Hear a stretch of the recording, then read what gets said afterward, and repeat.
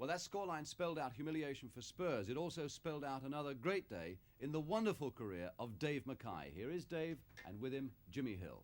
Well, Dave, you've been responsible for one of the most remarkable stories in the history of football, breaking your leg twice around the age of 30, coming back, being let go by Tottenham to Derby County, and then within 2 seasons, first of all winning the second division with them, and then going on to be top of the first division. Tell us about what it felt like during that game yesterday.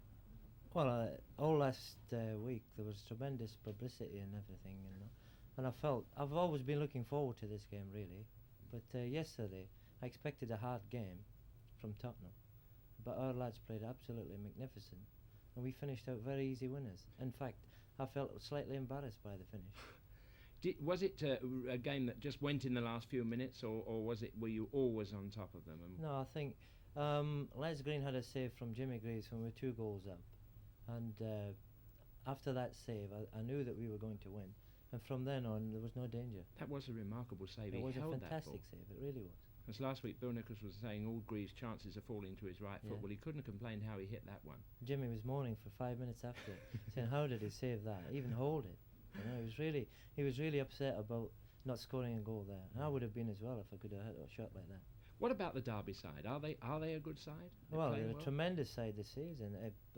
I knew we'd do quite well. I thought probably about halfway up. You know, it's the first season. They've got a lot of young players and inexperienced players, but they've played absolutely magnificent. There were times yesterday when you were rolling the ball round. They were playing rather the ball. Like the old Spurs. Honestly, they've never played like this since I went there. I think they've just done this for me. They really rolled this ball about, Just pushed it about as we did in our heyday. Like the Spurs side, the great Spurs side, like you the felt Spurs like side, that as a member of Derby with this kind of play yesterday. Absolutely, you know, we're keeping possession and also making very quick breaks and moves and creating chances from this sort of thing. Yeah. It wasn't just a case of square passing back and forth. The passing was absolutely brilliant. They nearly get it back, and this shows how the point you're making, that they do begin to build up a chance from this. With this was it. Everybody's moving. If you watch Derby players, everybody's moving and everybody's grafting. And it's exceptional. They've done exceptionally well yesterday. Well, Dave, I know you've had a lot to do with Derby's success, because I know that you're a man who can make people play on the field as well as playing yourself, which is a very valuable asset. But what else is there about this club that's different? Well, I think a successful club, they're more or less all the same. You've got to have a happy team and a team who's working for each other. We're working very hard at Derby. We're a very happy team and a very successful team. I think all successful teams must be happy with each other. How do you make a team happy? I mean, why is it that some are happy? Well, it's a blend amongst the lads, actually. You know, you get 1 or 2 moaners in the team who upset 1 or 2 others, and they won't work for they 2, and they won't work. You know, it's a vicious circle, really, once you've got them in your team. So it's up to the manager, really, to get a nice blend, actually. And it's very hard for 11 individuals to mix together and be happy for a season while you're seeing everybody every day. You said that Jimmy Greaves was moaning after missing that goal. Well, were the Spurs an upset. unhappy team? Were the Spurs an unhappy team, generally? Well, they were an unhappy team by the end of the game because they had so much to moan about. There was 1 or 2 who were having a bad time, and everybody was moaning about everybody else. They were an unhappy team yesterday. I'm not saying they're an unhappy team, but they were on yesterday's performance.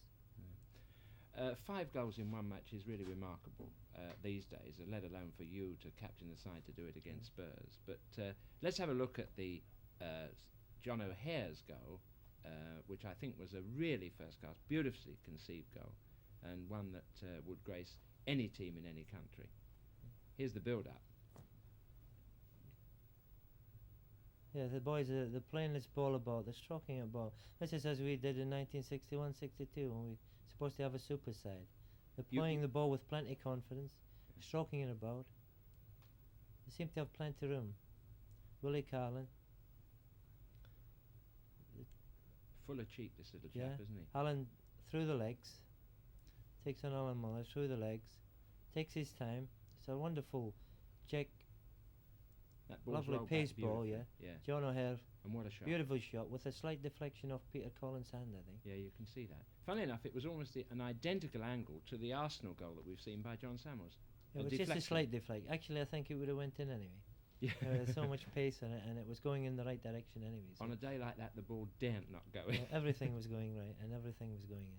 What about the Spurs defence in that position? Did you feel that the marking was loose? Well, the marking was becoming loose near the end of the game. Actually, I think they had lost a bit heart by then. Yeah. And as it so happens, when you're up 5 goals or when you're up 4 goals, everything seems to go right. We seem to have 14 players, they seem to have 10. This is the way football is.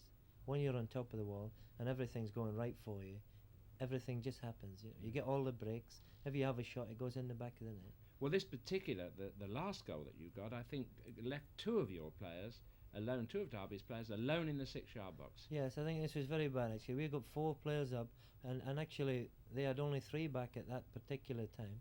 Kevin Hector catches it just before it runs out. That's a Looked lovely as though it was cross. over. He done remarkably well getting it over. And there you Cyril can Noel see. goes up, just misses, and Alan Durbin.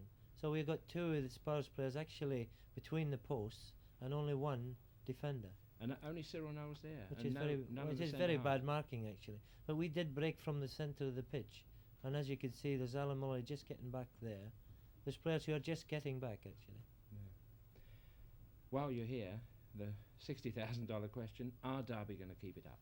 Well, I hope so. They've played exceptionally well this season, and we are where we should be at the present moment. I didn't expect to be as high up actually. I don't think anybody did.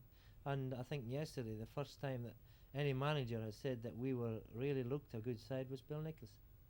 Well, I think that all viewers and certainly all people who saw that game will agree what a fantastic side they are. David, whether the others keep it up or not, I'm sure you will. Yes. And thank you for coming into the big match. I hope the others keep it up.